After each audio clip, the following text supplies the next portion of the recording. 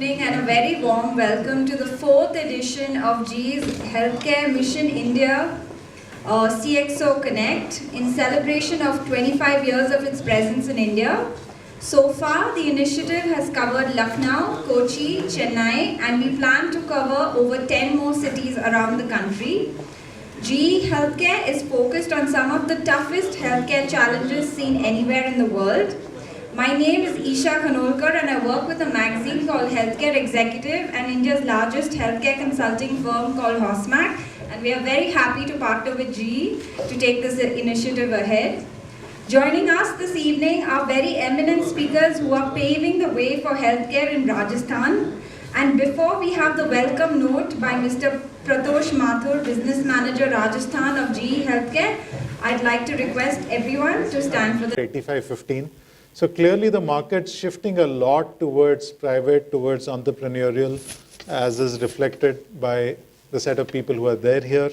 But clearly the pace of infrastructure creation has to increase. And we have to figure out ways in which, how do we accelerate the pace of infrastructure creation? And I think, a great model for it, this is not something which, just because, we want to espouse it, but I think a public-private partnership is a great way to do that. I'm sure a lot of us are involved in some way or the other in PPP, but I think we have underestimated the power of this, because if I look at a state like a Gujarat, or I look at a state like Andhra Pradesh, the amount of work we have done through PPP, which is actually reaching out to populations which we otherwise would not have been able to reach out to, is just spectacular. And I think, when we look at harnessing the capabilities of what we can do in partnership, it is far. So I actually believe that, all of us should be looking at opportunities within PPP to actually work along with the government and see how far we're able to go. I just took an example of PPP of Gujarat, and we're actually speaking to them in fact, we had a discussion yesterday with Gujarat in terms of how to expand the scope of the PPP across not just diagnostic, radiology, but also oncology and some of the other care areas. And they're really interested, right? So I met the CM along with our chairman, Mr. Premji. And after the meeting, the CM tweeted that, we've had a great meeting and we have immense possibilities of working with the private sector. And I think, I see that amongst people, that there is hope and belief that this kind of model can work. And perhaps 3 or 4 years ago, I did not see, I was in a different industry at that point of time, but I did not see that kind of, view to partnership, which I see today. And I think that's an area where, we can talk about it. We actually have an infant care PPP, which is very interesting, which we are doing with one of the state governments, where we've said that we will reduce the infant mortality rate in the state. And I think, those kind of things excite the government. So if you're able to create a mechanism whereby we can talk about an outcome that the government can talk about further, then I think that really would help the social cause. And you were talking about social causes a lot differently. But I think there is merit in looking at care areas and seeing whether we can actually make a change, the pace of that, and develop technology. So these are some of the stuff that we've got I've got 9 of them or 11 of them, but that's what we've got in our pipeline. Now we're willing to invest that, but we need support from the entire industry to make sure that the other guys are also investing similar amounts, because only then will we actually address the challenge of what India needs. And finally, on quality, I won't talk about quality of products here, but I'm going to talk about something which is important as an industry, right? We need to have basic standards of the products that are manufactured, right? We need to have basic standards which are set. I mean, I'm sorry, but a Drugs and Cosmetics Act of 1940 cannot govern quality of medical equipment in India in 2014 or 2015. So, we do need to revise some of those guidelines. We need to revise the guidelines of import. I note for sure today that there are imported refurb equipment where there's no quality testing, where there's no patient data checks, where there's no check on spare parts, and it's still being sold without, unabated.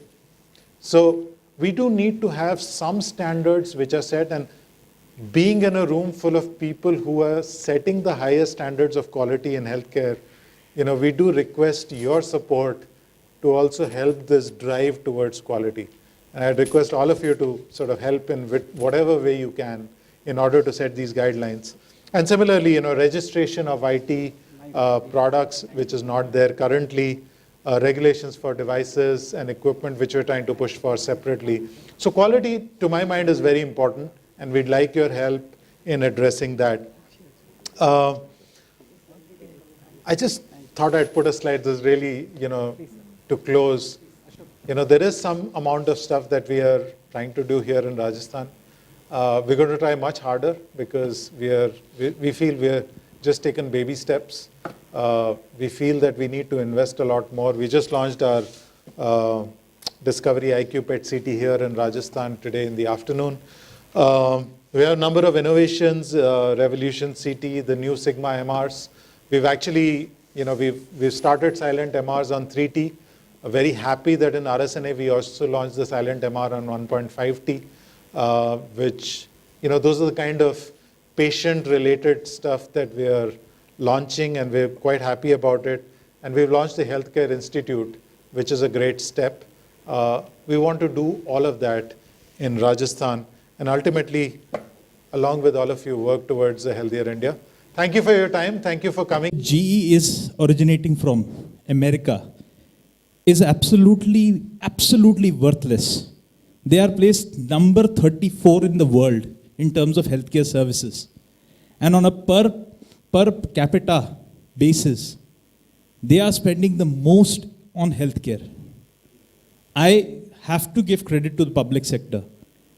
Today, a doctor in private sector in USA charges $1,000 for a consultation. In India, in Jaipur, the corresponding amount is 150 rupees.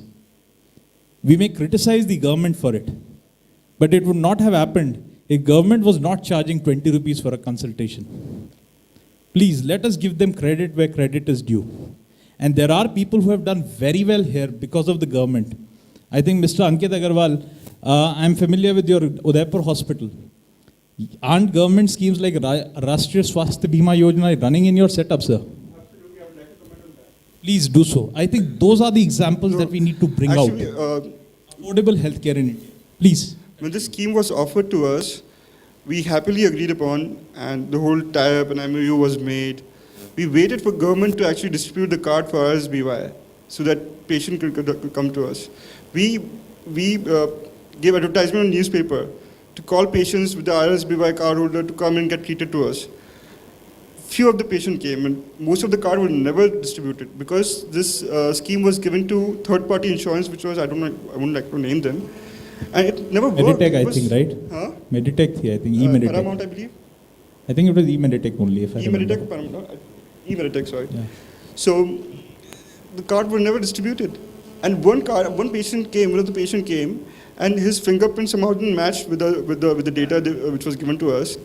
And we could not read. He ran pillar to post with the public administration complaining about us, and we had no reason. He had no reason to complain about us. That card didn't work. So I think it was worthless scheme as far as RSBY is concerned. So I think we interrupted Dr. Gupta also. Yeah, absolutely fine. This is meant for discussions. I agree totally with you, sir. You see, when ma'am has asked a vis-a-vis comparison for a government and a private sector medical facilities, Television Center, right from SMS Medical College to RNT at Udaipur, which is very poor according to the infrastructure of the panel, everybody sitting here, has one single bed not occupied.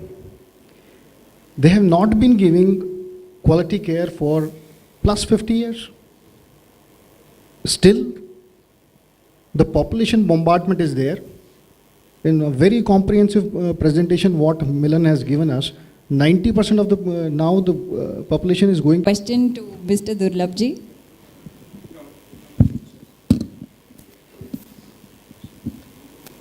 I think a single specialty hospital